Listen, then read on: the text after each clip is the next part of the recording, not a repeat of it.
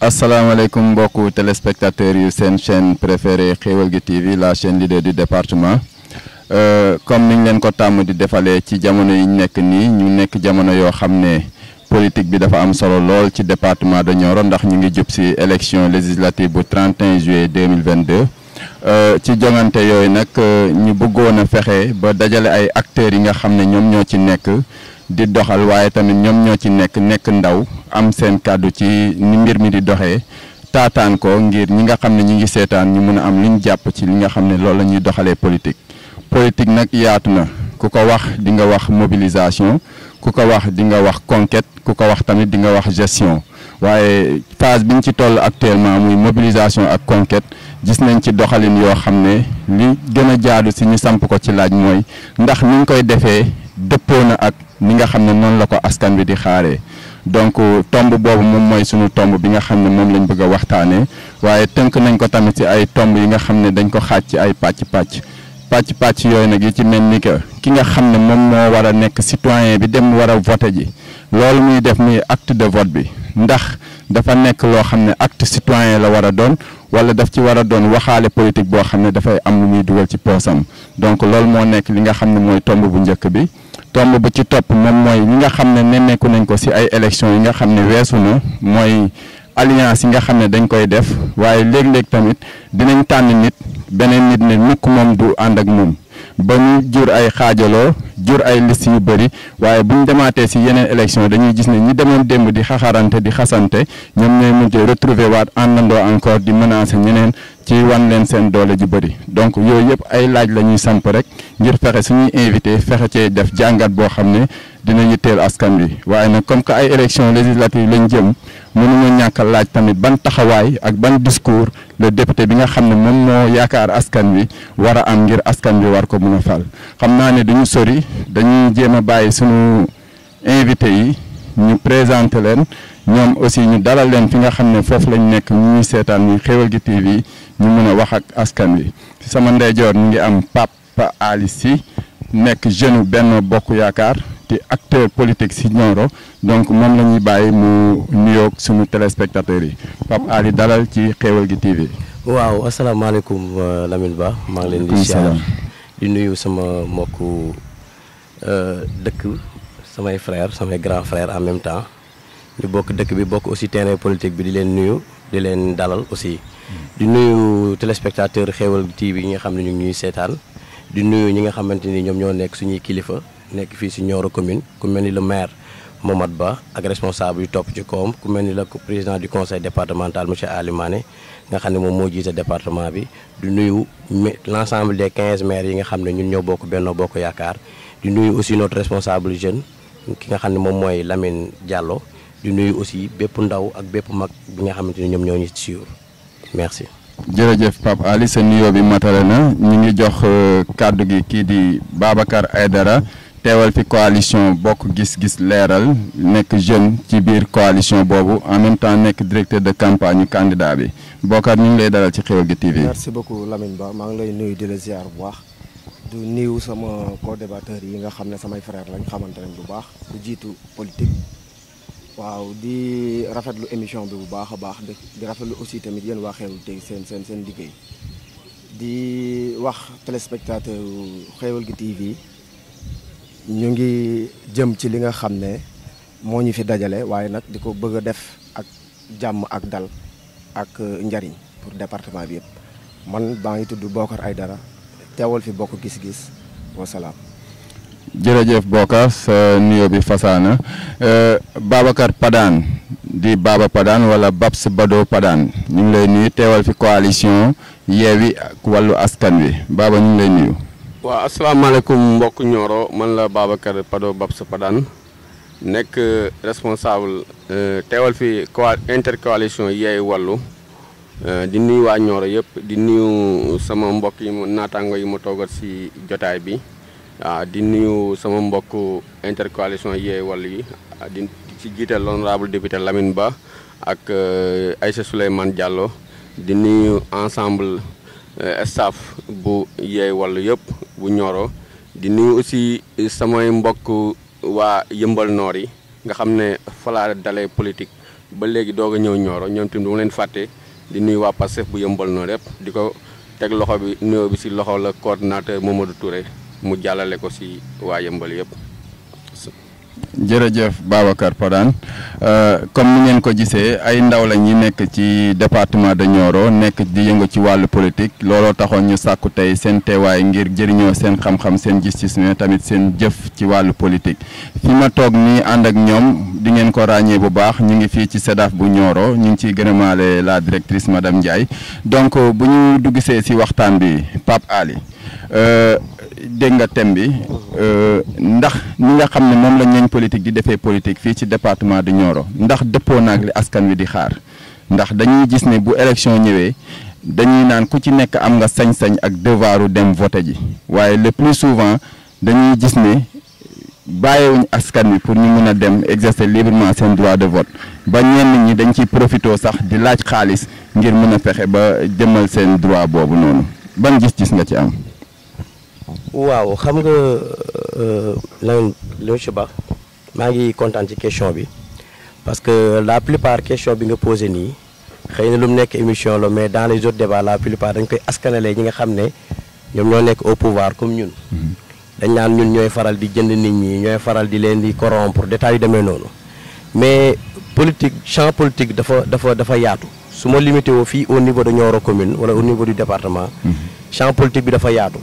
parce que nit ki nga xamante ni moom moo jël intention dem voter ji li nekk ci moom ak lim ci namm moom moo ko xam du parti politique bi muy dem di votel wala ki mu contre wala candidat bi muy dem di votel wala candidat bi mu contre loolu du kooku moom moo koy inciter la ko defal li nga xamante ni moom la bëgg.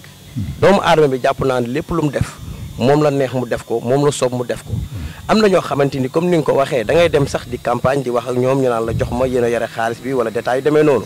wala nga ñu dem ba ci bureau de vote bi wala ci centre de vote bi ñu war a voté ñu taxaw duñ voté dañuy xaar peut-être benn monsieur Aïdara ñëw wala benn Passy ñëw ñu xam ne peut-être moom c'est un responsable politique ñu ñëw approché ko ne ko ah man de dama bëggoon a voté aw ma lu ma jëndee ataaya wala aw ma lu ma yóbbu dépense wala détail yu demee noonu. kooku mën nga ko jàppale sax non pas parce que da ngaa bëgg mu voté ko parce que ça peut être une simple sollicitation.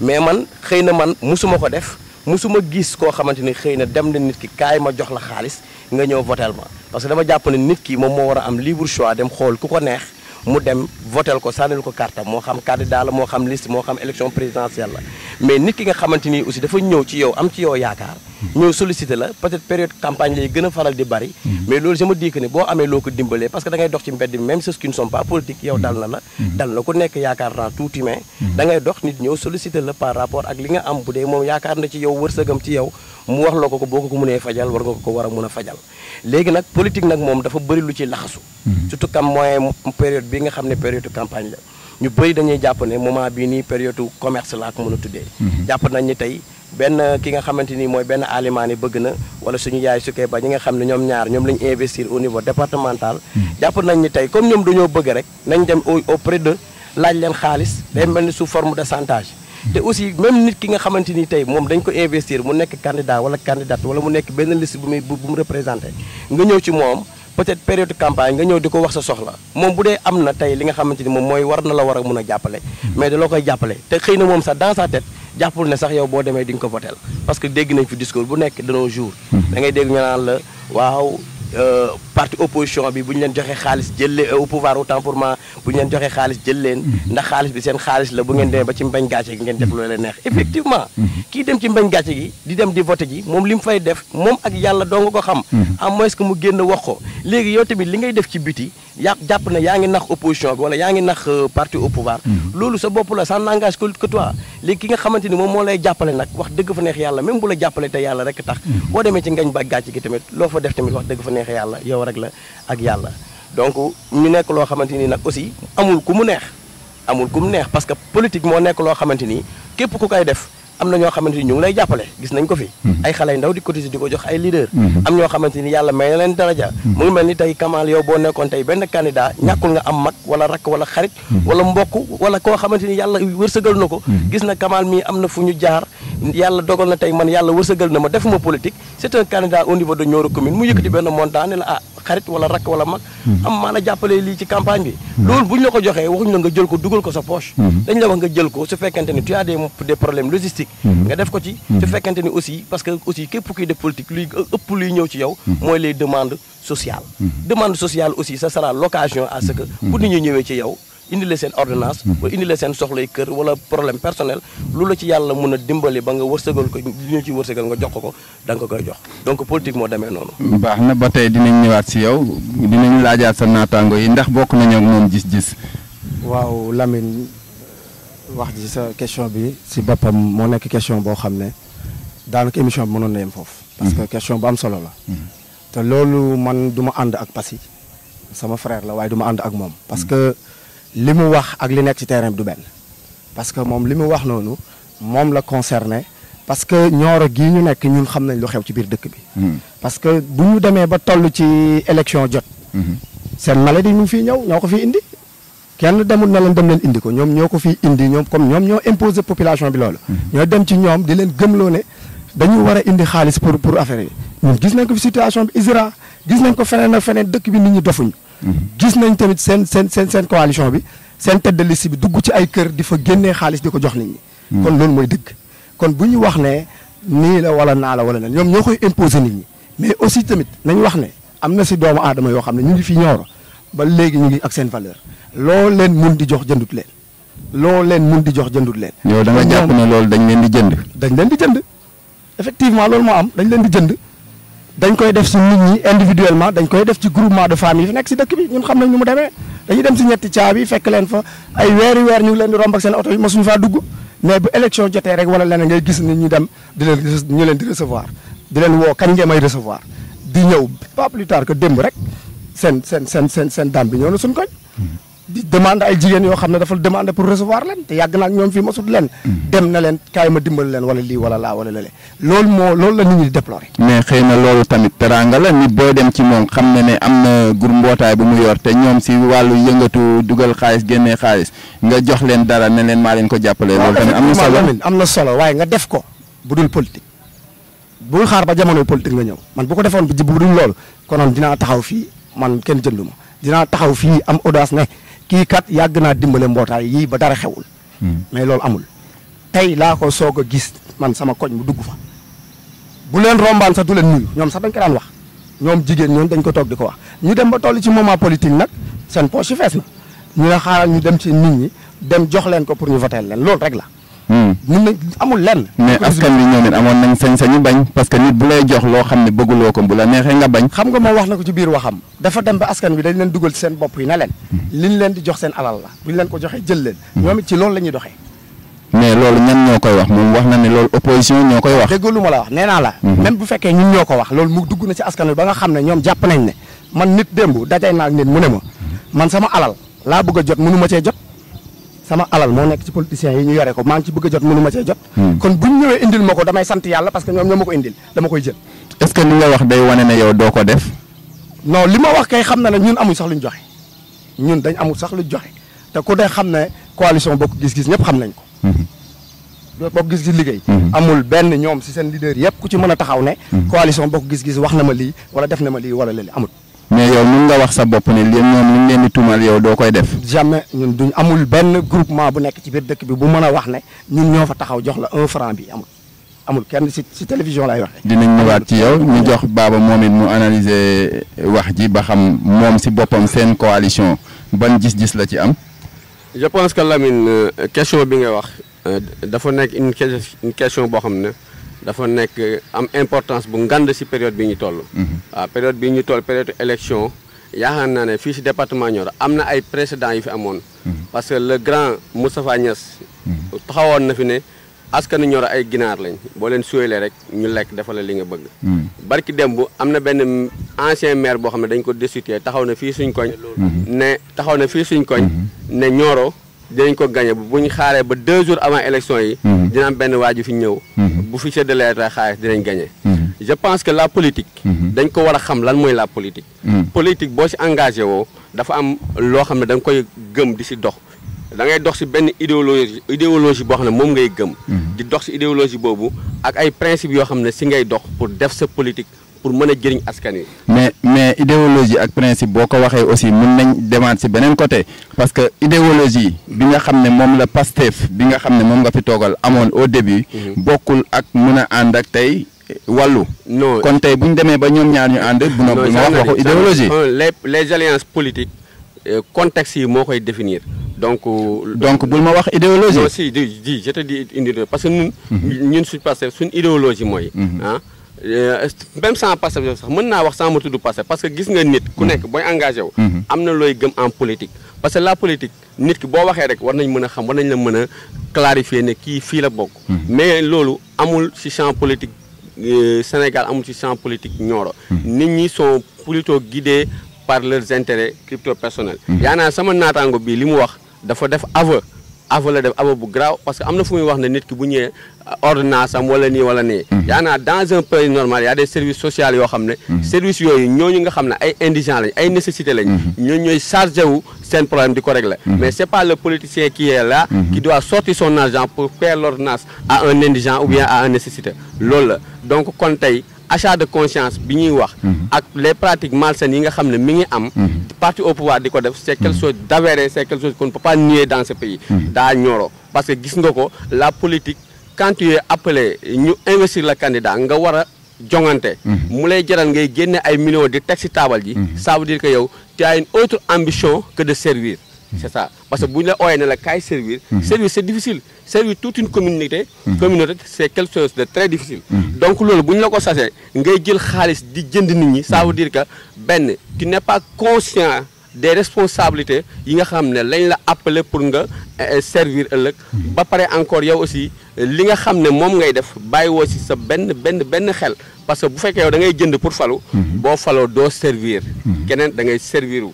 te loolu lañ gis parti au pouvoir di pratiquer yaa naa Nioro fii gis nañ fi lu nekk élection locale yi fii gis nañ ko fi ñun suñ koñ monsieur le maire ji Momadou Ba bi muy élect ñëw na fa maye fa xaalis bu dul jeex ay basang ay yooyu yëpp te yooyu ça ne veut rien dire nit ñi ñoo war a yow di moytu ñuy maye xaalis parce que la politique kii maye xaalis da nga ko war a moytu li tax nga war a moytu kii maye xaalis mooy xaalis boobu mu lay may da nga war a poser une multitude de questions xam xaalis boobu fan la jógee kii lan moo tax ñu am ko élection député lañ jëm yaa naa bu ñu amoon député yu baax tey si askan yu taxaw waxuma ay député yi defar faux billets yu jaay passeport diplomatique ak yooyu nag yu ñuy fekk milliards seen kër bu ñu amoon ay député yoo xam ne de vrais représentants du peuple lañ konoon xaalis boobu tey duñ ko mën a sàcc di ko génnee ba di ko mayee konoon tey ku ministre bu ñu fi jox budget wala directeur bu ñu fi jox budget wala DG bu ñu fi keneen ku ñu fi jox budget boobu boo ko liggéeyee député yi dañ la convoqué à l'Assemblée nationale saytu la xool dërëm bu nekk fu mu dugg ba nga xam ne yow bu fekkee sa salaire rek nga yor salaire sa njaboot nga koy dundalee mais salaire doo ko jël di ko xab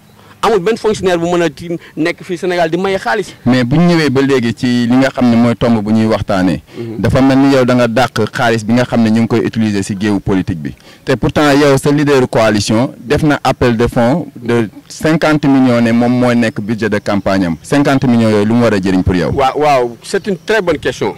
Vous allez dans les grandes démocraties. En France, aux États-Unis, des choses comme ça. Là-bas dañuy def appel de fonds parti dañuy def appel de fonds nga xam ne le citoyen day contribuer ci campagne ñu candidat am nga xam ne ce citoyen là aura son mot à dire demain.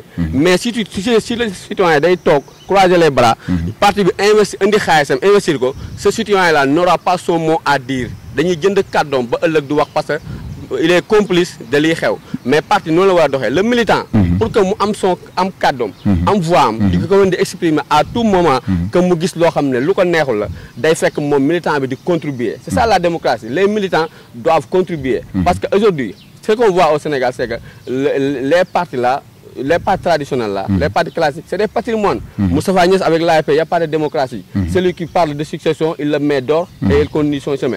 Abdoulaye Wade, il a choisi son fils. Donc ces partis-là, c'est des partis c'est des partis classiques, c'est des patrimoines. C'est pas des partis démocratiques. Il n'y a pas de démocratie parce que c'est seul le leader qui contribue pour le fonctionnement du parti. Si tous les militants cotisaient comme il se devait, donc il n'y aura pas cette situation. Mais cotisation boobu loolu budget la lay jox mais budget bi lan lañ koy doyee ñoom kon comme que yow da nga dàq ne xaalis bi ñuy utiliser mu jëm ci askan bi da nga ko dàq parce que da nga jàpp ne achat de conscience la alors que yow gis nañ ne yaa ngi am budget de 50 millions te yaa ngi jëm campagne budget de 50 millions yaa na ki di campagne électorale des dépenses pour la logistique, pour l'essence, pour les restaurations, des choses comme ça. Ce budget-là, c'est pour ça, pour payer nos déplacements, payer nos meetings, payer nos interventions si ben chaîne télé wala radio, budget de fonctionnement là. Mais c'est pas un bulletin qui voit Ousmane Sonko faire campagne. C'est que Ousmane Sonko da ngay gis ñu koy may lu nekk may nañ ko sax ben way kontaan na ba wàccee saako soble may ko. Donc loolu Ousmane Sonko il reçoit de la population pour faire fonctionner sa campagne électorale. Donc c'est contrairement au parti au pouvoir qui nga xam ne day génnee ay milliards yoo xam ne kenn xamul fu mu koy teg. tout récemment keroog bi ñu toogee fii CDEPS waa Benno Bokk Yaakaar dafa def levée de fonds. Lamine Dieng dafa xëy na door na 20 millions ngi nii. Jim Mamadou Ba yónnee maletam këram. ñu indil ko malet bi mu teg malet bi devant le public. génnee 30 millions teg. keneen génnee nii ñu génnee fa keroog 113 millions. devant une population affamée. Devant l'hôpital qui manque de tout. Mais dañuy wane ni ñoom mën nañ ko ndax ko mën ak ki koy jéem du benn. waaw mais loolu est-ce que respecte askan bi la askan bu sonn bi ngay génne alal jooyu campagne rek nga koy génne yaa naa jëmmoo woon ba tey moom lañ fal maire Nioro. non mais est-ce que nekkul yow yaa ko bëgg a gis ci période de campagne bi aussi noonu la amee. dinañ ñëwaat ci yow ndax rek la ñuy génne moom it am na lu mu ci war a apporter comme réponse ndax gis nañ ne ñaari intervention yëpp moom la singili. waaw donc dama bëgg nga may bàyyi xel. maanaam déjà je sais que je suis 1 contre 2. te déjà rek ñoom seen temps de parole bari na bari boo xam ne day may compal ci temps bi daal. waaw donc dama kontaan ci intervention yi parce que aussi quoi qu'on puisse dire ñoo bokk Nioro. te c'est dans le fair play. Effectivement. waaw donc si toutefois on essaie de personnaliser le débat. si tu es à tout moment Djim Mamadou Ba ça risque d'être un débat houleux. et que y aura toujours des je dirais pas des justifications. mais des paroles contre paroles. voilà donc mais bàyyi ba ma laal leen foofu ba pare ñu doog a recadrer waat débat bi. donc pour sama grand frère Aïdara. dafa wax lu am solo ma du ma ne d'accord naa ci mais dama jàpp ne des fois à un moment donné des fois politique. boo ci yàggul dëgg. xam nga yàgg ci politique ak nekk mag ak nekk xale c'est différent. Ousmane Sonko yàggul ci politique man maa ko gën a yàgg ci politique mais moo ma mag donc c'est différent te tey jàpp nañu moom a dàq politique. léegi tey bu ñu waxee problème mu peut-être achat de conscience bu ñu yaakaar ñun ñëpp ay jullit lañ. te bu ñu tegoon fii kaamil man mun naa waat ne moom nit mus na ñëw ci moom sollicité ko mu jàppale ko. moom mii nit mus na ñëw ci moom sollicité ko mu jàppale ko. te man leer na ma leer bu yàlla ne dañuy liggéey. te ñi nga xamante ni ñoom ñoo nekk ci commune bi di politique xëy na am nañ suutura boo xamante ni bañ koy am defaguñu politique. ku mel ni notre candidat Ali Mané tey li ko yàlla may tey wërsëgal ko ameewu ko ci politique barki de moo Ndiaye la fi nekk maire Paoskoto nga xam ne budget bi benn seconde la koy wanaasu. conseil départemental bi même chose man toog naa muy am ay communication ak des chefs d'État kon kooku ba ko yàlla di wërsëgal tey nekkul sax. maire bay nekk président conseil départemental tey bay yóotu pour nekk député. kon tey kooku yàlla wërsëgal ka ay nit ñëw di ko solliciter. nga ne lu tax mu koy mu leen di jox xaalis. parce que peut-être mu ngi def politique kon lan mooy def politique à un moment donné amul foo munti dem ba ci imam bi jiite sax. am na volet social bu nekk ci moom. da ngay jékki-jékki di julli àjjuma balaa ngaa pare ñu ne la am na benn ordonnance bi fi ñëw ana waa yàlla bu ci mun dara ni ñuy cotiser ñu defal ñu jàppale kooku noonu. mais est-ce que kon nekkul ne. jamonoy politique jamonoy élection ñoom la ñuy gën a jege seen askan. que budul élection. voilà foofu dama ciy répondre foofu laa bëggoon a tonté sama waa ji. parce que mu ngi naan ñetti caabi yeeg yooyu nangam ak nangam xam nga le terrain politique. y a que le parti au pouvoir ñoom ñooy nekk présent. 24 heures sur 24. 12 mois sur 12. mais ñoom ñii kenn amu ci fond de campagne boobu noonu. te laaj na fond de campagne amul endurance boobu noonu. endurance politique boobu noonu ñoom amuñ ko. ñoom campagne ba campagne nga leen di gis bu weesul campagne ñu ngi ci àll bi ñu ngi ci leneen. noo déglu rek dañuy wax ba ngay wax dagguma la sànq. ñoom loolu bu ñu nee élection ñëw na ñu ne 15 jours de campagne 15 jours de campagne yooyu la ñuy teew. ñun on est là 24 heures sur 24. 12 mois sur 12. événement sur événement. Djim Mamadou Ba bi muy wax nii may na lu mat 150 moutons. imaam yi nii nga gis nii yëpp imaam yi nii nga gis nii ñoom ñëpp jox nañ leen xar ak li ñi nga xamante ni tey seen loxo jotul seen ginnaaw. man bokkoon naa ci ñu doon distribuer xar yooyu noonu. tey loolu noonu mënuñu wax ne tey ci campagne yi la ko commencé Djim Mamadou Ba avant qu'il muy nekk maire. man j'ai toujours fait partie de son cadre. tey mun naa wax ni ba li muy def social boobu xaajugul bay nekk maire te boobu nit xalaalu woon ne sax moom dina mus a nekk maire. kon tey loolu fan la ko jëlee ci politique bi ba mu bëggee nekk maire la ko kindi. depuis combien d'années mu ngi def politique. ak tant de responsable politique ku mel ni Ali Mané ku mel ni Maman Soukay Ba man ndombal tànk la mos a am ci Nioro ne ma ndombal tànk bii Maman Soukay Ba am na ko fii si Nioro tey man ñaata yoon laa toog di campagne mais ñu naan ma man defal na ma lii dama koy jàppale te kon moom kon fan la doon jëlee li nga xamante ni tey moom mooy xaalis bi mu leen di ko dimbale am na ñoo xam ne yàlla wërsëgal na leen te nekkuñu defuñu politique maman su koy nekk na hôpital fii ku ñëw feju boo ñëwee dem pour jënd ordonnance moom moo la koy jëndal loolu man mun naa la citer ay exemple kon tey buñ ne ñetti caabi yooyu ñuy wax noonu dama man gisuma benn ñetti caabi boobu man toog naa lu dul campagne ay groupement di ñëw ci ji Momat Ba mu leen di jàppale di ñëw ci maire Soukay Ba mu leen di jàppale di dem ci ay alimaani ñu leen di jàppale kon tey ñoom bu fekkente ne moment bii la ñuy dajee ci kii bi c'est normal ñu ne ñu ngi doog a ñëw parce que ñoom ñu ngi doog a am jotu ñëw ci population bi mais ñun on est avec la population chaque jour que Dieu fait qu'on soit ici ou bien à Dakar y a les appels téléphoniques te ji Momat Ba fu ko yàlla fekk bu la waree mën a jàppale da lay jàppale sans politique ni rien il est de nature comme ça comme tous les autres responsables politiques kii dafa am lu wax lu am solo yow yaa ko sollicité muy par rapport à l'appel de fonds que Ousmane Sonko def muy 50 millions yow Lamine Ba monsieur Ba je m'excuse mais yow leer na la leer bu yàlla ne 50 millions Ousmane Sonko oto bi ñu dawal ëpp li muy jar ëpp na 50 millions mais bi ñu ko mayee nag waaw d'accord moo tax moo la loolu moo tax mu wax la ne la bu fekkente ne dafay wax jox leen ma 50 millions wala cotiser leen 50 millions pour ma def campagne loolu dama ne la nit ñi defuñu c'est une sorte de blanchiment ñu xam nañ waaye déglu ma dañuy wax ñun fii Sénégal lañ nekk Ousmane Sonko déplacement am laa lay wax nii mu def Dakar Ziguinchor benn jour campagne oto yooyu muy dawal ëpp na 50 millions de carburant les voitures qu'ils conduisent là avec yi nga xamante ni moom mooy caravane am oto Ousmane Sonko rek boo ko xoolee xam nga ne lii ëpp na 50 millions kon fu muy jëlee xaalis bi fan la koy jëlee. xëy na moom dina la wax fu muy jëlee xaalis bi dama ne la du ko tontu xam nga tey ñun mënuñu nekk ci benn dëkk. Ousmane Sonko ñu koy may saako soble boo demee këram bu la waxul toogal doo toog les vidéos sont là. effectivement kon tey si on se permet tey benn baadoolo di ko may saako soble. yaa ngi dégg. baadoolo boobu noonu ñëw ci yow mi nga xam ne leer na la tey yàlla wërsëgal na la jëndal ma ordonnance. ma jëndal ko yow nga ne ma lu tax ma ko koy jëndal parce que dama koy jënd il faut que nit ñi bàyyi problème politique yu ñuy def. xam nga man.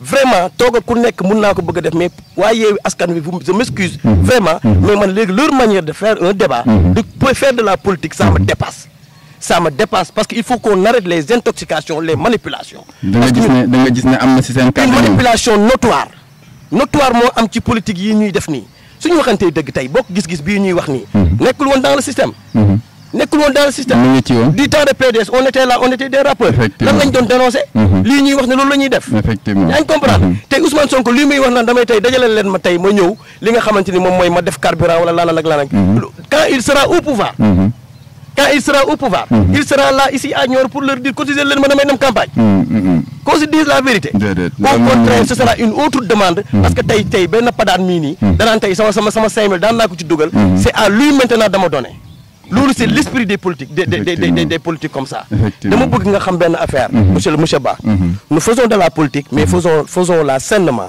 tey avant que ñu intoxiqué dinaa ñëw si loolu dina amaat parce que dañu war a gérer temps ba nga xam ne li ñu naan ci waxtaanee ko dina ci war a xaj mais comme li ñu gis rek wax ko mbokku téléspectateurs yi mooy xëy na moom jàpp na ne bu fekkee ne ñu ngi utiliser xaalis dafa fekk ne xaalis boobu ci askan bi lay dem ci seen soxla ndax soxlay askan wi mooy lan nit ku am soxla daagu si sutura ñëw wax la ko war nga ko mën a fajal donte ne yow yaa ngi koy soxla ëllëg ci li nga xam ne loolu la nekk mais tamit moom wane na ne xëy na yéen da ngeen jàpp ne période de campagne ngeen di ñëw si terrain bi alors que ñoom ñu ngi si terrain bi te effectivement am na lu mu joxe am na ñi nga xam ne investir nañ leen ba ñuy def ci askan wi boobu xëy na xamuñ sax ndax dinañ am ndombal tànk waaye ba tey tamit mun nañ cee sampaat beneen laaj parce que yéen ci seen biir bu ngeen di def seen meeting yi dañuy dégg ci seen ay kàddu benn manne financière d'argent boo xam ne mettre ngeen ko à votre disposition pour def campagne alors que loolu fajut li nga xam ne mooy soxlay askan yi nga xam ne moom moo gën a crucial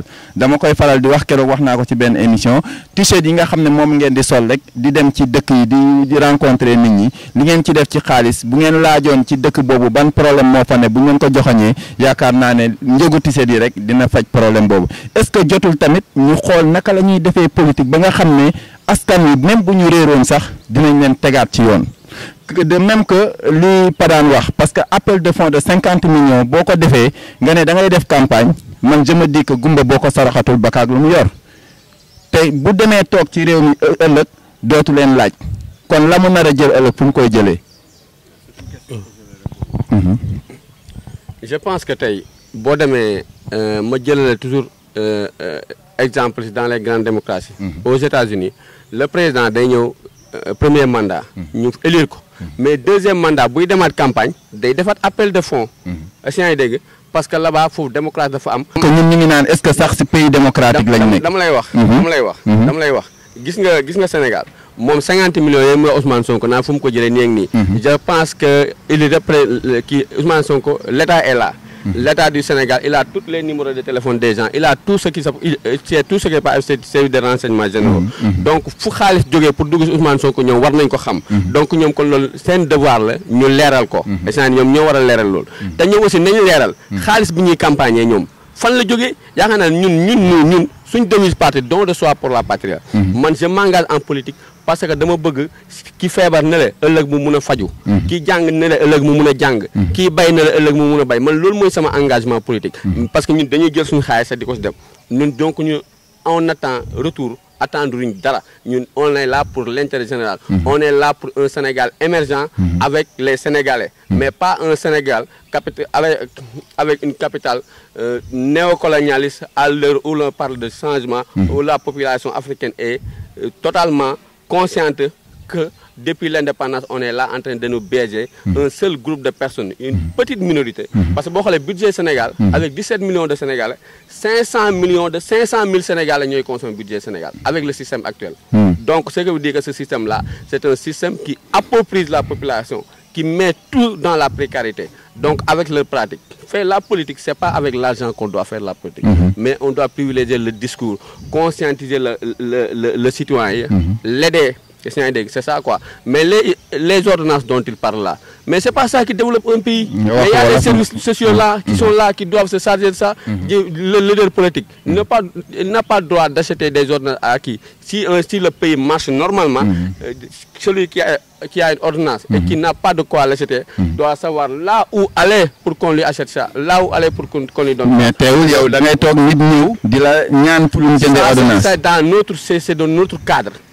Mais dans le cadre général, ce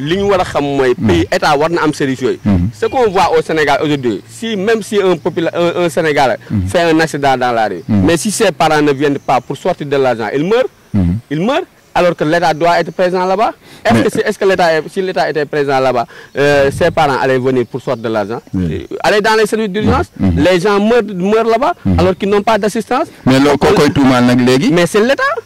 Mais même si élection législative lañ wax par rapport ak pratique lan moo jotale état ci pratique yooyu parce que état moom mu nga fa mu nekk toog. Parce que yow tu es là, tu es le député, tu dois représenter le peuple. Donc tu dois da nga war a wax askan bi lan mooy député lan mooy rôle député lan la député war a taxawal askanam. loolu dinañ ci ñëw parce que bokk na si tomb yi ñu war a waxtaanee. da ngay dem toog benn jotaay maa yéen a bokk maa yéen a def nii na ngeen ma jàppale ma nekk député jëkkati benn 50 000 wala benn 100 000 wala benn 500 000 teg si taabal yi dem parti sa opposition yi gis ne waaye da xaw nañu jaaxal essient yi dégg nañ ko jëli jox ko lii pour mu ñëw ànd ak ñun les pratiques malsaines là ça ne rôle pas notre démocratie. yéen lan ngeen proposé yéen waa coalition Yewwi Wallu. ñun Yewwi Askan li ñu proposé une rupture totale avec ces pratiques malsaines du passé.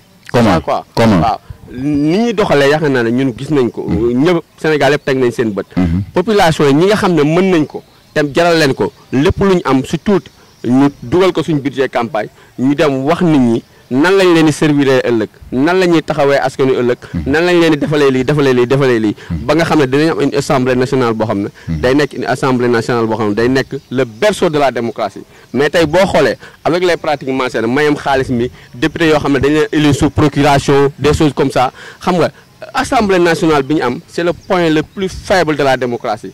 ba tax toutes nos institutions sont fragilisées à cause du faible Assemblée nationale parce que l'Assemblée nationale est une marionnette de l'exécutif avec les députés avec de tels députés de la manière qu'on choisit les députés. loolu mën nañ jàpp ne discours opposant bi la parce que tamit Assemblée nationale bu ñu ko jaawaleeg suñuy position politique parce que Assemblée nationale dafa nekk chambre boo xam ne c'est l'État du Sénégal comme ni nga ko waxee solo bi mu am dama koy faral di wax mooy que ne tey bu njiitu réew mi bu ko yàlla tegoon benn gàllankoor boo xam ne mënatul ka koy remplacer assemblée nationale la war a jógee donc assemblée nationale boobu dafa am dayo boo xam ne du jaadu ñuy jël discours bu ñu neex di ko fa teg waaye tamit li nga xam ne yéen ak ñoom ñëpp war nañ ko mën a jàpp mooy lan mooy que ne ku ciy investir nga xool bu baax ki ngay investir te loolu tamit génnut si yéen génnut si ñoom mais dinañ ci ñëwaat. ci kanam dama bëgg nga joxal ma Bokar dinañ ci ñëwaat moom it par rapport ak yow li nga wax ci doxalin bi nga xam ne ñaawlu nga ko ak solution bi nga proposé ñoom bokk gis-gis yaakaar naa am nañ doxalin bu ñuy def comme que ñoom nee nañ bokkuñ si ñuy joxe xaalis ngir jënd nit ñi. waaw voilà merci Lamine Ba. damay jéem a un peu répondre kii nii lu mu wax Padane. monsieur Padane wax da nga wax loo xam ne lu dangereux nga wax parce que yow déjà yaa ngi ci coalition. nga taxaw fii nga ne parti yu ñu nekk ñun. dafa am ñu leen moom. ñoom ñoo koy donn te yow parti bi ñu donn moom nga àndal. xoolaatal bu baax li nga wax. parti bii ñu donn Karim Wade nekk ci. muy doon Karim Wade. yéen moom ngeen ñëw choisir ko ànd ak moom kon ci lan ngeen ànd ak moom. kon moo lay wax ne yéen naxaate kenn ngeen parce que da ngeen bëgg pour jafandu. xam ngeen ne département Nioro signifié wu leen fi lenn. ngeen ëpp fu ngeen di jafandu ba pare di xas ñooñu boo paree demal nga delloo lii parce que mérito nga ko yore. parce que ñoom nga xas. waaw loolu mooy dëgg léegi la ko fi wax. nee na Karim Wade Ablaye Wade moo ko jox parti bi mu donn ko. keneen tamit amu fa moo bu muy wax. ba pare ñoom ñu jël parti boobu di ko demee. nañ xool li ñuy wax du dëgg. yow lan nga proposé ci biir. léegi man li ma proposé ci biir ba bokk gis-gis. bokk gis-gis du parti boo xam ne. daf fi nekk di daggasante ay xasante ñun Djimma Mar amuñ benn problème ak Djimma Mar amuñ benn problème ak Ali Mané. Djimma Mar. buñ doon xanaa buñ amoon luñ ko doon wax sax. danay am ay conseils yu ñu koy donné ñun loolu ñoruñu. est-ce que loolu taxut tamit ñu tuumaal leen ne yéen opposition. opposition bi ngeen loolu mooy problème bi xam nga ñoom ñoo koy wax. xam nga ñoom di ko wax ni wallaay manipulation bu mag a mag kii wax na ko. bokk gis-gis. ñu si bëri xam nañ ne ñun ñooy sol suñu dàll dem ci askan wi jël suñu parrainage dem yóbbu ko. Abdoulaye Diaw moo koy def mooy mandataire national. mais loolu boo koy wax kon yaa ngi wax loo xamul. te defe naa ne kilifa buy wut réew. war ta taxaw di wax loo xam ne amul. di manipuler nit ñi ba fu nekk nga koy wax ñun bokk gis-gis bu fekkoon pouvoir bi la ñuy dem. Pape Diop ba mu fay dem yàgg na. parce que amut kenn problème ci Sénégal Pape Diop fu ko neex dem. fu ko neex dem parti bu ko neex mu dem ànd ak moom. mais nag ku am xel la. ku am xel la. sànq mu ngi wax ne ci affaire Djimma Mar foofu laa ko bëgg a ñëw ma ne ko Djim ñu amul benn li ñuy contre Djim. Djim nit ku baax la gis nañ li muy def Sénégal. gis nañ li muy def Nioro. danañ ko wax parce que ñun soxoruñ. nekkuñ nit koo xam ne dañuy gis jëf di ko suul. politique boobu. waaye nag na xoolaat nu muy doxalee. ñi ko wër mu ngi wax sànq ci affaire mouton yi. waa Nioro yi mer nañ de ci affaire mouton yi de. ñu si bëri nee nañ mouton yi joxuñ ko ñu ko war a jox. yóbbantale bi ma lay jox parce que boo demee nga wax ko. mais yow est-ce que joxe nga mouton. non xam nga ñun amul mouton bu ñu joxe. xam nga bokk gis nee naa la fonctionné wul noonu. bokk gis-gis fi mu toll nii jamono bu ñu toll nii suñ politique. ñoom si boppam Djim moom wax na li mu wax leer na nañ Djim dafa am alal avant lii te mu ngi koy jël di ko yóbbu si doomu aadama ñun nag amuñu ko. waaye nag ñun nag ñu am suñu manière de faire la politique. duñu xas doomu aadama. duñu saaga doomu aadama waaye dinañ dem ci nit ñi wax leen dëgg. wax leen li dëgg buñ gisee loo xam ne si ñoom la dañ ko wax askan wi ñii tamit buñ gisee seen manipulation yu ñu nekkee danañ ko wax askan wi parce que manipulation lañ nekkee. yéen daal da ngeen tëddee njaaxaanaay. voilà ñun ñooy candidat bi nga xam ne nag ñun département bii moo ñu ñor. département bii moo ñu ñor dinañ ci ñëwaat xam naa ne ponk boobu dañ koy far teg foofu rek waaye du tee it dinañ ci jéggi tuuti ndax lii ñëw si kanam tuuti dafay ñëw rek dabuwaat li nga xam ne moom lañ fi jotoon a waxaat ndax bu ñu seetloo comme ni ñu ko waxee ba Bokar souligné ko ki nga xam ne moom mooy Padane alliance jeu d'alliance yi ni ñu koy defee ci parti yi dafa xaw a doy waar bu fekkee ci parti au pouvoir la léeg-léeg bu ñu nee toppal kii di nga gis kii ne du ma topp kii ba maire ñëw liste parallèle yi ñëw mais bu loolu weesoo bu ñu nar a demaat feneen di nga gis ñi merente woon ñoom ñëpp ñu ànd bu fekkee ci beneen côté bi la opposition bi la aussi di nga gis ki daan xalab nit démb di ko xoolaat ne ko dafa tilim dafa taq bu ñu demaatee ba mu jaaxle moom tamit dina ñëw ñu lëngoowaat foonante ne ànd dem wuti li ñu bëgg donc jeu d'alliance yooyu nga xam ne dañ koy def ndax intérêt moo ko lal wala ñàkk kilifteef si biir parti yi moom moo ko lal loolu lañ bëggoon a jox Pape Ali Sy nga bañ a tontu nag ñu ñëw directement si question ma la laaj. non du ma tontu parce que sama naataango bi je pense que règle de benn parti ci li mu waroon kii. waaw donc li nga wax noonu sa question bu mujj bi. maanaam man jàpp naa ne du intérêt. wala boog bu nekkee intérêt c'est un intérêt un peu positif. parce que politique moo nekk loo xam ne mënoo ñëw rek ne am naa mbooloo. damay politique rek ñu jox la gëdd. surtout la plupart ñi nga xamante ni ñoom ñu ngi doog a ñëw pour def politique. Comme je te donne l'exemple ici à Nioro commune. bañ demee local y a eu beaucoup de listes néanmoins bu fekkente ne ki nga xamante ni moom mooy le maire Momad Ba moom moo nekkoon le candidat de Benno Bokk Yaakaar ici à Nioro commune. Donc ki nga xamante ni moom mooy les autres candidats. soo bëggee mun naa citer quelques-uns. ku mel ni monsieur le maire Ablaye Ba. c'est un maire sortant. peut-être moom jàpp na ni parce que nit l'ambition est un droit. ku neex nga ni man maa mën. te mun nga jàpp ne sax yow yaa mën nga ci sa fort intérieur nga jàpp ne yow yaa mën. mais pour nga gëm loolu noonu il faut nga dem ci li nga xamante ni moom mooy jogante. mu ngi mel ne ñaari mbër yu war a bëre bu ñu toogee ci plateau bi lu nekk la ñuy waxante mais bu ñu nee ba bëre. ba ku ci nekk xam fi nga jaar sa morom di nga xam si yow yéen ñaar kan moo mën. bañ demee élection locale monsieur le maire Momad Ba nga xam ne moom moo nekkoon candidat Benno Bokk Yaakaar. musul nekk maire mu ne man bëgg naa nekk maire.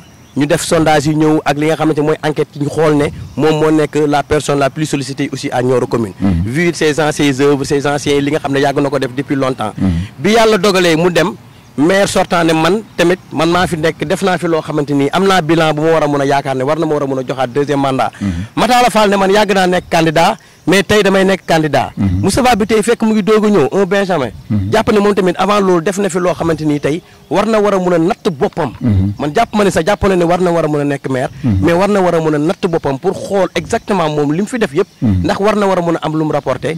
mais ñu dem ba yàlla dogal tey maire génn Momad Ba nekk maire ki nga xamante ni mooy ñoom Matala ku ci nekk xam li yàlla may. nga toog nag réglé. xam ne mais loolu aussi dinañ ci taxaw tuuti parce que bu fekkente ne ñoo bokk benn coalition loolu war nañ koo régler ci coalition bi balaa ñuy génn mais loolu moo tax ñu ne ndax dañu ne crise d'autorité la maanaam ñàkk kilifteefu parti la parce que tey boo xoolee élection législative yi ñoom ñoo ñu demaloon seen bopp lu tax ñoom ñëpp samp ñu waat ndënd pour dem ak seen bopp mais tey ñoom ñëpp àndaat nañ pour gunge ñi nga xam ne ñoom lañ investir. parce que le contexte électoral yi ñoom ñoo bokkul. xam nga tey élection locale élection présidentielle législative. bu ci nekk dafa fa nekk loo xamante ni tey bokkuñu ay raisons.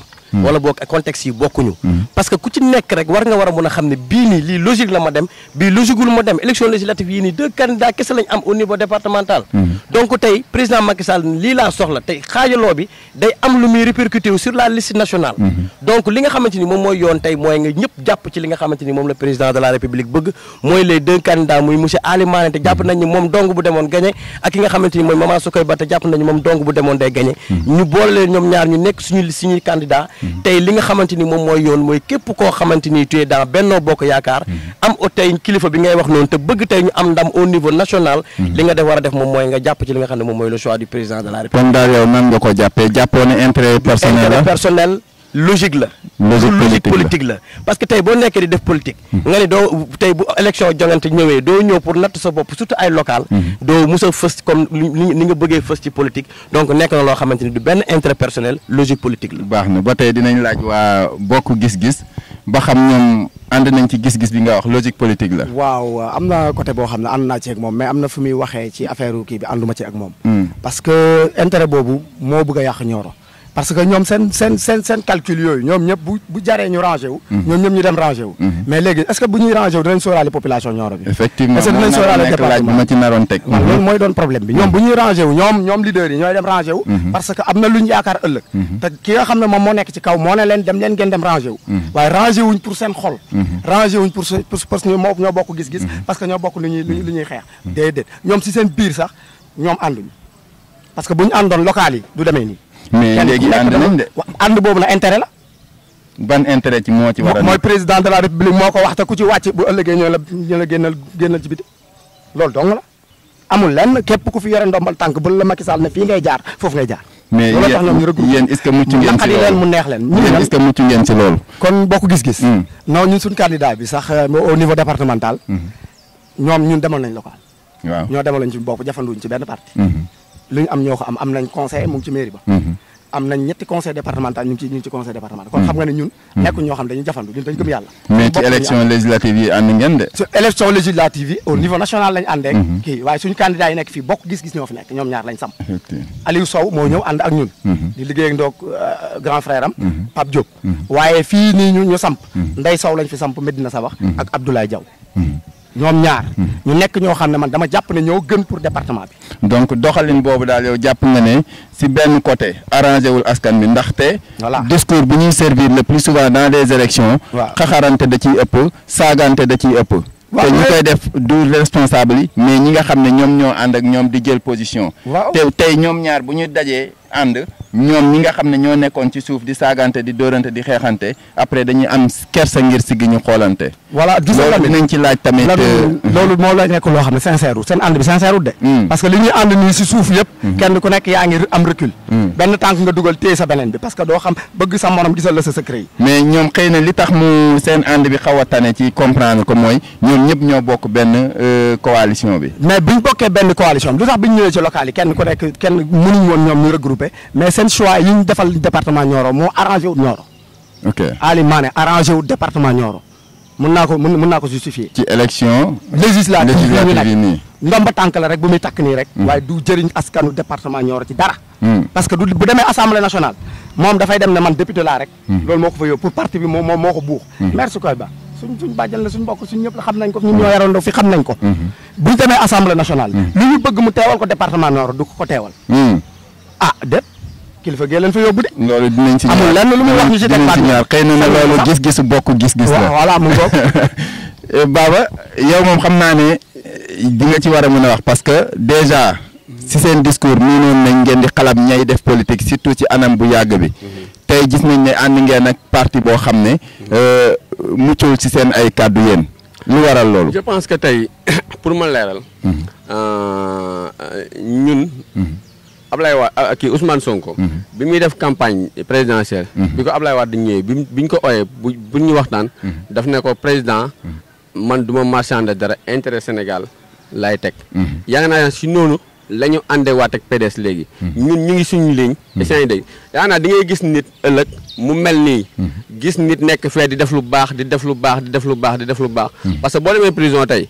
ki gën a bandi dañ koy boole ki ñu yaakaar ne moo gën a jullite si prison bi pour mu imiter si moom ba mel ni moom yaa naa ñun ak suñu PDS ñun ak suñu ànd ak PDS Abdoulaye dem na ba gis ne ñun ñu ngi sur la bonne voie ba gis ne ñun ñii ñoo mën a sauver Sénégal mu xam loolu conscient jël parti dem ñëw ànd ak ñun si amul benn pacte boo xam ne signé nañ ko pour ay complot wala yu demee noonu mais si gis-gis aussi ñu ngi wax ne alliance contre nature la maanaam dafa mel ni ndox ak diwlin nga boole leen bëgg a am benn. non loolu ñi koy wax. mooy ñi nga xam ne def nañ seen i deal. te seen i candidat sax yëgu ko. yaa naa ne Abdou Diaw ku ko xam son charisme xam son honnêteté. xam son engagement. si Nioro. bu xamoon la Pape Diop si yëg Macky Sall. konoon tey Abdou Diaw du nekk candidat Pape Diop ça je suis sûr parce que je connais l'homme c'est ça. yow daa mel ni yaa ngi feddale li Ousmane Sonko waxoon de sa leader bi. non si moo am ñoom ñëpp benn lañ parce que Macky Sall xam na ne.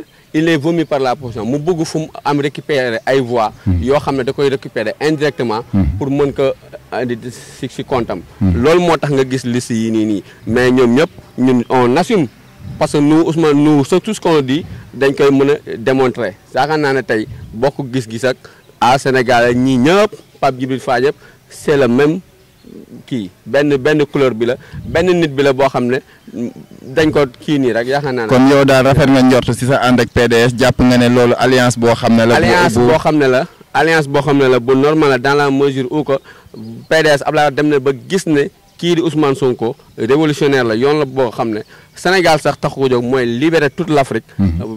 si néocolonialisme bi nga xam ne Macky Sall mu ñu koy imposer chaque jour bañ bëgg assemblée boo xam ne nekkul assemblée boo xam ne dañ fay yóbbu loi pour wate góor jigéen bi nga xam ne day pervertir suñu société ñu koy bañ. assemblée boo xam ne la député bu dina nekk assemblée boo xam ne député bu trafiqué passeport diplôme ñu teg la si yoon. député yi fii tey Sénégal ñi fi def fee yu gën a grave ay député lañ te ñu ngi leen bàyyi si mbedd mi ñuy tambambaal def lu leen neex. waaw mais fee bu am tamit. dafa am ñu jagleen ñu war ko saytu. loolu moom mbiru justice la. waaw léegi bu ma ñëwee si problème alliance yi ngeen wax si ñoom seen parti. tey boo xoolee mais doo njëkkee sa bos ba pare parce que moo tax ñu jox la kàddu. sama kàddu expliqué naa la si que ne suñu alliance ak PDS ñun suñu projet si la ñu PDS fekk si ñu ànd seeg moom mais ñun fekk wuñ PDS si projet am Abdoulaye moo dem ba gis na ñun lii ñu teg mooy li mën a sauver Sénégal mu ànd ci ak ñun ñu doxal loolu si yaa ngi dégg waaw ñu doxal loolu pour Sénégal mën a jëlee Sénégal si loxo mais loolu intérêt la yow loolu ngay bañ a dégg mais loolu intérêt la Sénégal la mais du intérêt benn nit déedéet intérêt Sénégal moo tax ñu def alliance boobu mais du intérêt benn nit ah du intérêt benn. mais man li tax ma poser la question boobu. gis naa ñoo xam ne xaw ma sax si parti ban lañ far. mais ñaawlu nañ ko décrier nañ ko. mais buñ ko ñaaloo dafa fekk ne dañoo explication mooy yegguloon si ñoom mais buñ leen expliquer li tax ñu def loolu ñoom dinañ xam ne alliance boobu bokkut ak alliance yi nga xam ne daan na am Sénégal fii nga xam ne alliance yoo xam ne dañuy compromis kii jël lii kii ne lii buñ kiyee lii kii lii ñu signé tak non alliance bi. mais est-ce que sécuriser ngeen seen alliance boobu est-ce que mënu leen jàll ba pare mu am ay député moom mu dem rejoindre Macky Sall. non loolu dootul nekk Sénégal parce que député boo rejoindre kii tu perds ton mandat. non rejoindre bi du bokk ak nga ñëw ne da ngay summi sa mbubu dem ci moom. mais bu bëggee def dara. ñu waxtaan ak ñoom ñu fekk leen comme ni ñu def Ahmed Aïdara Guédiawaye. non loolu Ahmed Aïdara yaakaar naa ne loolu bokkut ak assemblée loolu bokkul ak assemblée parce que yaa ngi naan Ahmed Aïdara bu ñu koy fal Aliou Sall nekkul conseil nekkul dara mën a ñëw toog si salle bi yaa naa ne loolu c'est un fait boo xam ne lu doy waar la. dinañ ci ñëwaat parce que ma ñëw si alliance yu ñii seen mode bi nga xam ne ñu ngi koy doxalee yaa naa ku xool ñoore ni fii paysage politique bi demee nga xam ne les candidats dañ leen bàyyi dem ak xaalis bi nga gis ñu naan jëm Momat Gueye nag lamiñe ay maye bopp rami lor ci làmmiñ la gisoo ñu campagne jëmool ba gisoo mu campagne Lamine Dieng gisoo mu campagne yaa ngi naan fii su koy baak Alimane rek ñoo fiy campagne ma di leen nuyu au passage kii sama bàjjen la kii sama mag la dégg ñoom rek ñoo fiy campagne jëmooma dafa maye bopp roo ci làmmiñ ce qui veut dire que ñoom bi ñuy nommé neexul leen woon te kii di xam nga ne kii di Alimane biñ koy nommé dafa dem complot le président sortant muy député Macky Sall bi mu plaideel ko ba nga xam ne Macky Sall jël ko nommé ko parce que xamoon na ne Jim Momat ak Lamine Dieng duñ ko jàppale léegi nag bi ñu paree nag ñooñu mer parce que ñooñu bëggoon nañ ñooñu mer actuellement ñoom dañoo mer ñoom camp Jim Momat ak camp Lamine Dieng ñeneen dañoo mer mais dañ koy voiler mais ñun on a toutes les informations. mais yow est-ce que sa waa coalition duñ ñaaw njort si yow parce que temps bi nga jël ba xam loolu yëpp si beneen coalition est-ce que nekkuloo seen biir ñoom. non mais ñun on va savoir dañuy xam ñun dañuy xam kii li xew. mais li ngay def aussi dafa mel ni yaa ngi firi gént muuma parce que loolu dafa gënoon jekk si ñoom ñu wax ko te ñoom nekkul loolu lañ wax. non mais ñoom ñemuñ ko wax. moom il est jeune la ci biir benn bokk yaakaar ko wax ñu ngi nekk ci commune bi. mënuñ ko wax te ñu ngi ànd ak le DG Jim Momat te ñu ngi nekk di campagne pour Soukeyba. parce que tey bu taxawoon tey wax lii bu subaa du xëy approche li mu wax ni parce que bu ko waxoon. bu subaa du xëy approche. da nga jàpp ne dafa log teraangaam. waaw bu xëyee boobaa ñu fekk fa ak benn yet. dinañ ko jox mu tontu ci. dégg nga li sa waay wax. dégg naa nee na seen leader yi nga xam ne ñoo ko composé benn bokk yaakaar ñu ci bëri dañoo joxe bopp rocc ci làmmiñ. waaw donc moom à un moment donné li suy wax. di wax ci parti. taxaw na fi ne Moustapha Niasse taxaw na fi ne un jour. Nioro boo leen wisee dugub ñu ñëw ay ginaar lañ. effectivement mos nga ko dégg ci vidéo wala nga dégg ko ci rajo. waaw mais ñu ngi koy wax nag ci askan wi loolu intoxication la. loolu la ñuy def waxal benn. waaw déglu rek damay wax rek. leader am di Ousmane Sonko taxaw na fi ne dañoo war a fusiller les anciens présidents. ëlbati ko àndaat ak Ablaye Wade. intoxication la léegi fu mu toll nii. loolu tamit demande sociale la. lemal benn rek. mu taxaw ne Jim Momat ba ànduloon ak li nga xamante ni moom mooy les choix ñu ngi nekk di xuloo di xeex. waxal benn. mu taxaw ne Malaw dafa mer. kii la jàppale waxal ñaar. xam nga loolu yëpp lu tax mu koy wax. ñoom dañoo am ñaari fort. muy ñoom ñii moom tamit mu am benn force. muy lan benn fort bi mooy c'est au niveau national mu njëkkee ci seen président Ousmane Sonko. il est maître de la manipulation et du mensonge. benn ñaar beneen bi mooy moom nekk na fi si suñu mama Koumba Diallo ànd na fekk Moustapha bi tey ànd na fi tey ak ki nga xamante ni moom mooy Khadim Diallo yóbbu ko Pastef maanaam moom ni lay def moom mii Padane te vidéo yaa ngi fii nii bu ñu leexee ñu vaar la donc lu tax muy xam yooyu yëpp c'est parce que day wër du toog ñun on est fier on est fidèle et on est avec un seul leader depuis belle lurette yow bi ma xamee ba léegi waaw Jim Momat Ba nga ma xamee. kese waaw. j'ai même avec quelqu'un mu ne ma dafa foogoon ne Jim Momat Ba sama papa la. parce que ni ñu yàggee la. moom mënoo xam fu nekk yow it wax nga ko ne nga yaa ngi dégg papa la. waaw yaa ngi dégg sama papa la. parce que tey man ak moom jaar nañ fu nekk. defal na ma teraanga bu nekk. donc constance aussi dafa baax si doomu aadama. kii lu tax mën naa ko dafa am constance. Abdou Diaw lu tax mën naa ko dafa am constance. waaye moom. wax dëgg fa neex yàlla manipulation bi nekk ci Ousmane Sonko mu ngi ci moom. ñàkk constance bi mu ngi ci moom. ñàkk wax benn mbir mu ngi ci moom. xam nga tey assemblée bi muy wax naan tey dañuy daganal góor jigéen dañuy leneen ak leneen mais daganal góor jigéen à un moment donné moo gën sax tey ñu daganal viol.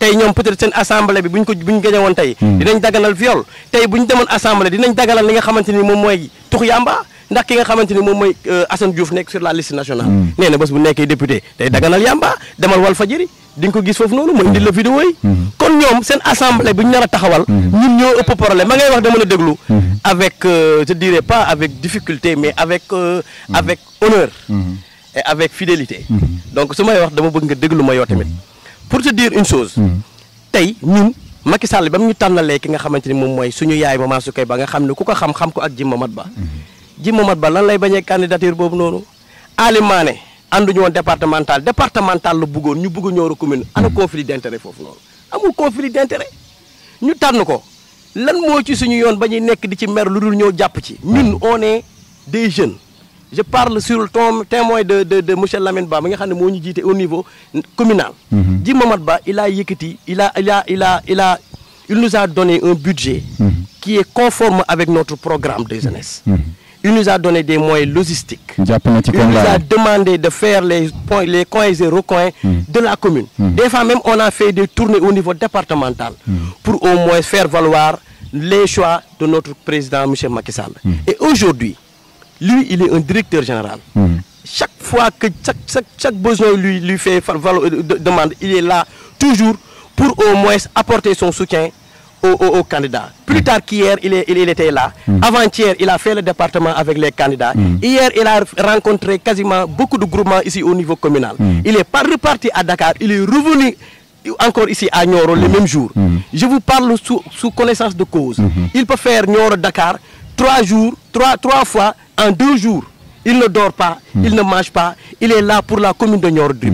Et il y a les agents municipaux qui peuvent m'en prendre témoin. Ils sont témoins de tout ce que je suis en train de vous dire. C'est un travailleur, toi-même tu es témoin de tout ce qui se passe actuellement au niveau de Diagnam Nioro. C'est un directeur national. Il est sollicité au niveau international. Non, je vais te prendre témoin parce que parce que tu fais le tronçon Diamniadio-Dakar à chaque fois quand tu pars à Dakar. Tu as vu le parc industriel de Diamniadio. C'est lui le directeur général de la police. Il est l'œuvre de tout ça. Il a été maître d'ouvrage, etc., chef de projet.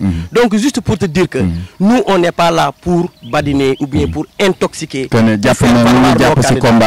on n'a rien contre les autres candidats. Tu n'as jamais entendu un Alimane ou bien un Maman Soukeye dire du n'importe quoi sur les autres candidats de Wallou ou bien de Bok Gis-Gis. Vous voyez, nous sommes là pour faire valoir nos projets. Effectivement. Nos projets et notre engagement au niveau national, au niveau départemental. Et si toutefois nous accédons à l'Assemblée nationale, vous allez savoir que nous sommes les députés de notre chère commune, de notre cher département, mais pas les députés d'un président ou bien de quiconque leader. yow yaa jeexalee ci tomb bi nga xam ne foofu laa bëggoon a ñëw mooy que ne jàpp nga ne candidat yi nga xam ne investir nga leen yéen ci benn bokk yaakaar bi nekk nañ candidat yoo xam ne xasante wuñ ŋàññante wuñ waxuñ lu bon ci nit mais nekk nañ candidat yi nga xam ne ñu ngi dem di dagaan askan wi pour ñu mën leen fal mais dañu bëggoon a taxaw ci benn point bi mooy taxawaayu député bi parce que tey bu ñu nekkee di wut pal dafa am discours yu ñuy jox askan wi ndax discours yooyu bu fekkee ne yaa ngi xool ci côté pouvoir bi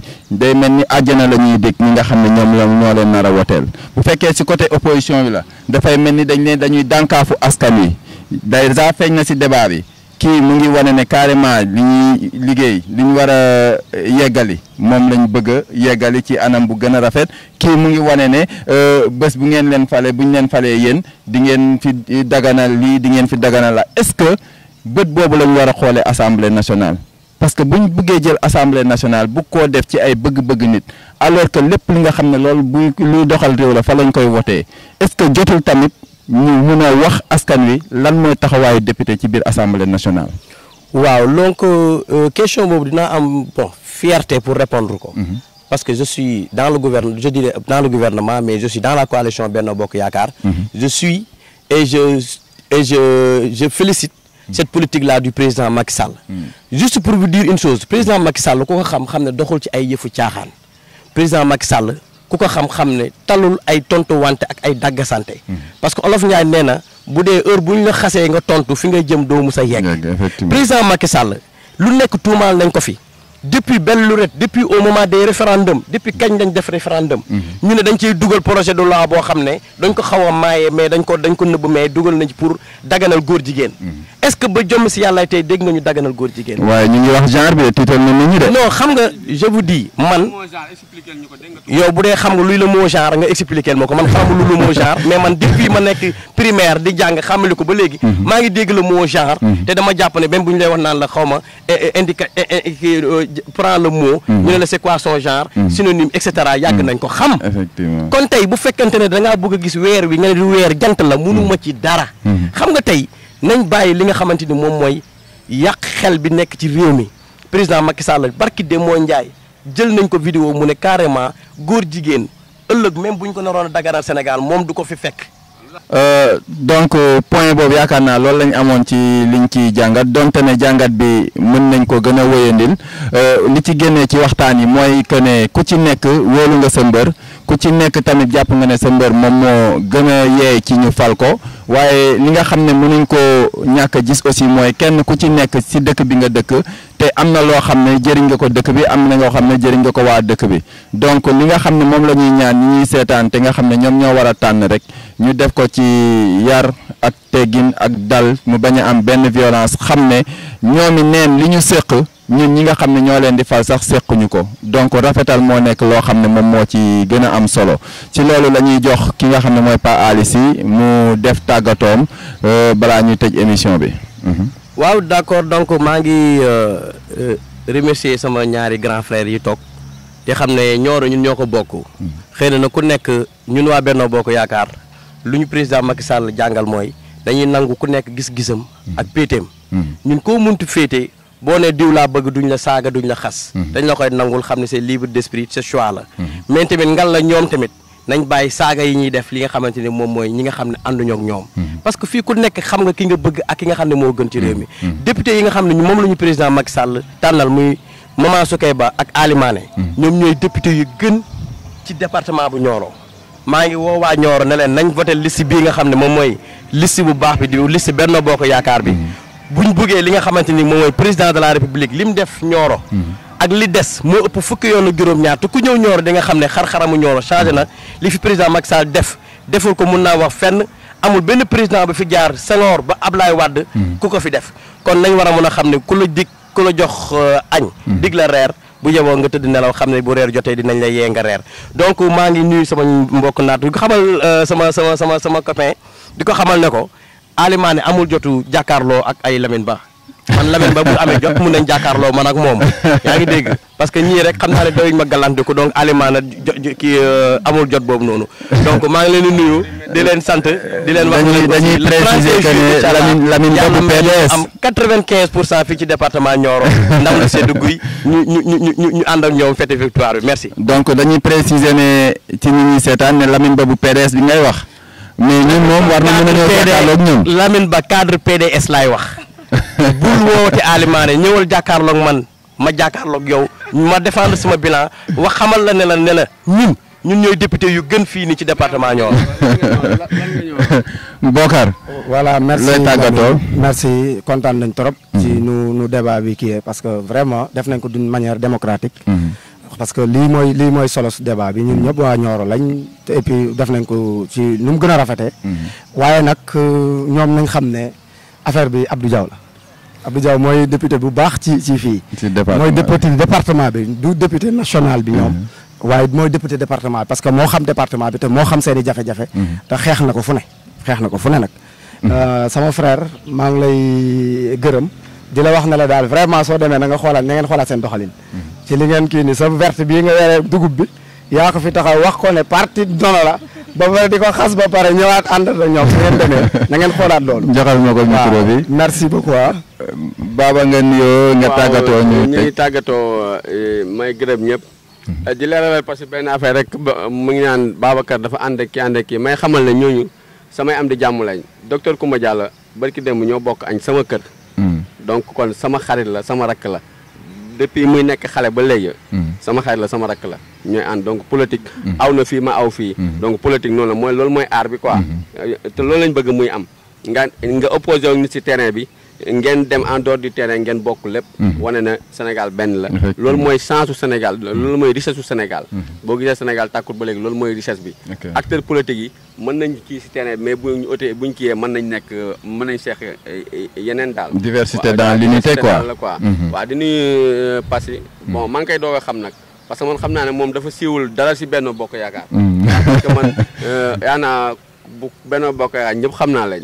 moom nag xam nga ban rôle la fay joué xam nga mooy téye maletu ji moom la dinaa mooy téye maletu ji moom la xam naa ne war nga ma si roccil quelques paquets. jërë ngeen jëf yéen kii di nuyu ay grand Aïdara di nuyu ñëpp ñi nga xam ne nekk nañ fi investir nañ leen si département bi. ñu fi taxawal Nioro. que ku si baax ak ku si baaxut tim Nioro ngay waxal. donc élection yi. nañ ñaan yàlla génn si jàmm. ba yàlla jox Nioro ki gën si moom. waaw ki gën si moom mu mën ñu jëriñ ñun ñëpp daal. wasalaam. am na solo ñu ngi leen di gërëm yéen ñi nga xam ne yéen a ñuy seetaan fii ci Xeweul gi TV liñ fi jot a tënk rek yéen ñu ko jàppandoor ak ñun mooy que ne ku ci nekk wóolu nga ki nga ngemb ba yaakaar nga ndam tamit yàlla muy joxe ndam yàlla na ko jox ki nga xam ne moo gën wax ji mënul ñàkk ndax dañu bëgg ki nga xam ne moom mooy teewal askan wi. képp ku mu mënta doon rek na nga bàyyi xel ne li la fa tax a dem mooy askan wi que ne ku ci dem tamit nga fexe ba askan wi li ñuy dund ci seen jafe-jafe nga yeggee ko président de la république donc ñu ngi leen di gërëm di leen sant di gërëm suñu caméraman Mambi Diop ci Xeweul gi TV jërëjëf.